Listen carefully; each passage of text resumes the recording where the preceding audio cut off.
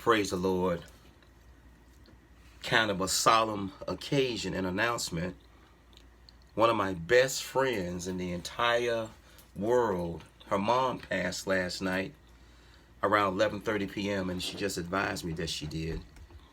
And what's so deep is yesterday as we spoke, the voice of the Lord advised me to advise her to just constantly and read and recite and pray Psalms 23, or the 23rd Psalms, 23rd number of Psalms.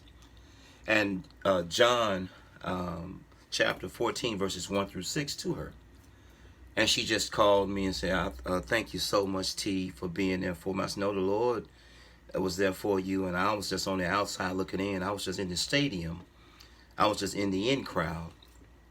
And she talked about how her mom transitioned, and she was so glad to be there. Where's this light come from? But I'm grateful because I was with my own dad when he died of a massive myocardial infarction, a massive heart attack. And he was crying and gritting his teeth and fighting death as I held him in my arms and attempted to do CPR and broke his ribs on the first compression as I leave this alone. And I stated to her, we thank God that you were there to hold her hand and to, while she quietly transitioned to the bosom of God. God, the Father of the believer and the creator of us all, we are grateful.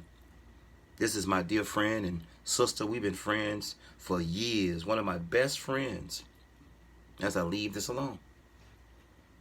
Love your parents, man. Check on them.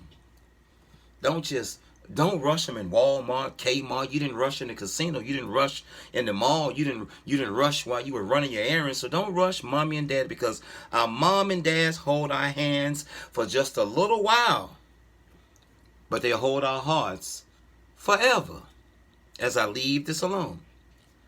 So we must overstand, get it into our hearts and minds that most of us are going to bury our parents before anything else.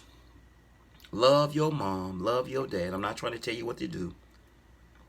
But when my mom passed, I had siblings fighting one another about their husband's name being on the obituary that I was blessed to write. And for 9 days I was up after my own mother passed.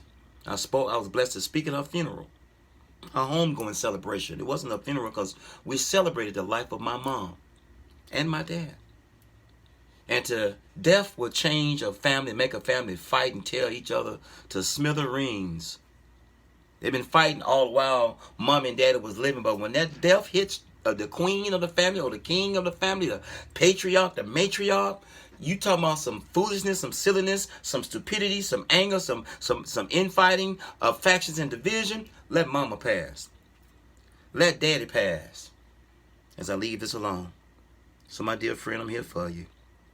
Thank you for blessing me to be a part of your mom's life and the prayers we've uttered for your mom and how we've held on to God's unchanging hand and the faith he's blessed us to have and to reconstruct and to renew. Praying for your mom to get better, and we got better in our prayer and our praying, our friendship, our partnership and faith and of faith as I leave this alone. And I'm grateful. Again, I watched my family fight like cats and dogs when my mom passed away. I watched them try to tear one another up at the funeral home. And I'm only sharing this with you because it's the truth. But they're going to have to answer not just to me, because I'm going to bring it to their attention one day. I'm going to bring it to the carpet, bring it to the mat. Why did you act this way during mom's death? Why did you conduct yourself this way at the church and the funeral home? Why did you act this way when our mother was going into the cold, cold ground? As I leave this alone. So my dear friend, God bless your mom. God bless your dad. God bless your parents. God bless your family. God bless your heart and mind to get through this. Be strong for someone else. I know it hurts, but I was taught be strong for someone else. Allow someone else to cry, but if you can't help yourself, cry. But don't let that morph into a anger or transmutate into a duress or stress or oppression or depression. Love your mom. Love your dad. They'll hold our hands for just a little while, but your parents are going to hold your heart forever. God bless your mother. God bless your dad. God our Father, the Father, the believer, and the creator of us all, bless you. God bless God. We have to treat our parents right. We have to be there for them in their old age. Don't rush them. Don't cuss them. Appreciate your mom and dad. Because if you don't, this thing called a conscience, this thing called a heart and mind is gonna ravage you. When I got back from burying my own mom, two of my best friends, her dad had died, and her husband asked me to do the service. And I just come back from burying my own mom. I got back 2 days before Christmas, and on the 23rd of December, 2011, and 6 days later, I was in a church, a local church, the only African American there, preaching my friend's dad and father-in-law's funeral. And I've talked about how my mom and I parted and departed on good terms. I didn't owe my mom no apologies, and I didn't owe my mom no money. I didn't owe my dad no apologies, and I didn't owe my dad any money. And I'm grateful. Love your mom and dad. They hold our hands for just a little while, but they hold our hearts forever.